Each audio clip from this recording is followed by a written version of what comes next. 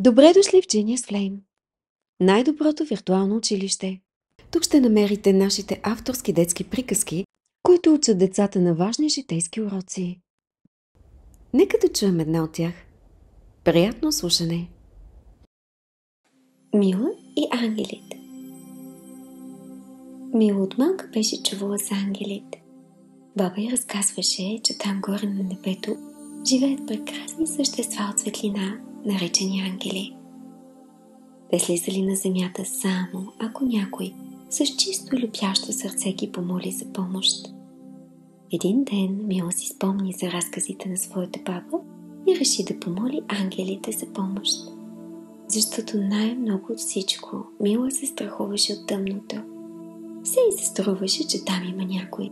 Вечер не искаше да заспи, ако лампата не беше светната.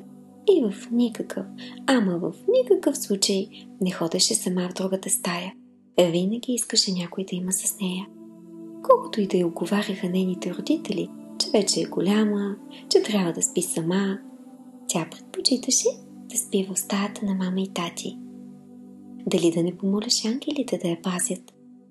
Една вечер Мила реши. Събра маничките си ръчички една до друга пред гърди и каза тихичко: „Моля ви, ангели, пазете ме. Нека не се страхувам вече от тъмното.“ Ангелите чуха молбата и много се зарадваха, защото те можеха да й помогнат, само ако тя ги помолеше. Отдавна чакаха този момент, в който Мила ще помоли за помощ.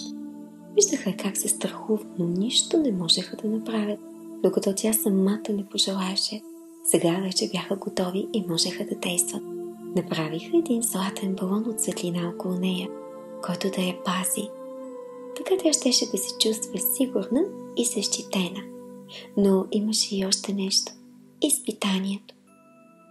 Винаги, когато имаше страх от някой човек, ангелите не просто премахваха страха му, а му помагаха да изпита сам себе си и да преодолее собствените си страхове.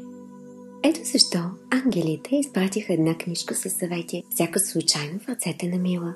И сякаш случайно тя отвори на страницата, в която с големи букви беше написано: „Как да преодолеем страха си от тъмното“. А малко по-надолу пишеше следното: „За да преодолеете страха си от тъмното, бъдете смели. Дори да се страхувате, кажете си: „Аз съм смел“. И започнете да вярвате в това. Изправете се лице в лице със страха си. Отидете в някоя стая и загасете лампата. Първо стойте близо до копчето за включване. Така ще можете да включите лампата, когато пожелаете. Постойте малко в тъмнината и вижте, че там не е толкова страшно, защото няма никой друг освен вас. Може също така да помолите мама или някой близък да стои до вратата от другата страна, който да ви казва, че всичко е наред, докато сте в стаята с изключената лампа.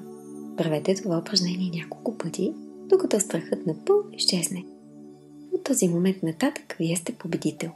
Победихте собствения си страх и това е чудесно. Не забравяйте, че там в тъмното са вашите ангели, които ви пазят. Мила затвори книжката. Беше смаяна. Как попадна тази книжка в ръцете й? И защо никога до сега не я беше виждала вкъщи? И какви хубави съвети имаше вътре? Даже пишеше с ангелите. Дали те не й помагат по този начин? Дали точно те не сложиха книжката в ръцете й? Мила се усмихна. Някак чувстваше, че ангелите са направили всичко това. Мислено им благодари.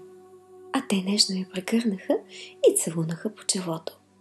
Мила усети такава подкрепа и разбиране, че беше готова да се пребори със страха си. Реши, че няма време за губене. Стана и отиде в нейната стая. Помоли баба си да стои пред вратата, както пишеше в книгата.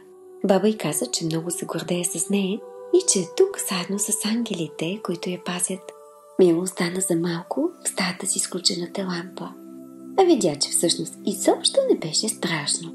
Даже напротив, чувстваше се обкрадено от огромен златен балон, който я пази и закриля. Беше толкова сигурна и смела, сякаш имаше подкрепата на целия свят. И всъщност наистина беше така, защото когато някой човек реши да преодолее страха си, цялата вселена му помага. Мила остана за малко така и след това светна лампата. Страхът беше преодолян. Беше време за празнуване. Тя благодари от цялото си сърце на баба, на ангелите и на себе си, за това, че стана още по-силна и смела.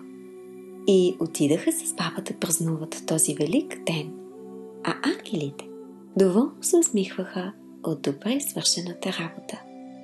А винаги помнете, ако искате помощ, просто помолете своите ангели, а след това следете знаците, които ви се дават, защото ангелите са там и ви чакат. Само да протегнете ръка. Ако видеото ви е харесало, абонирайте се за канала и го споделете с приятели, за да зарадваме още повече деца. Може да изтеглите приложението Genius Flame от Apple App Store или Google Play Store. Линк ще намерите долу в описанието. Благодарим ви, че сте с нас. И до скоро! С нова вълшебна приказка.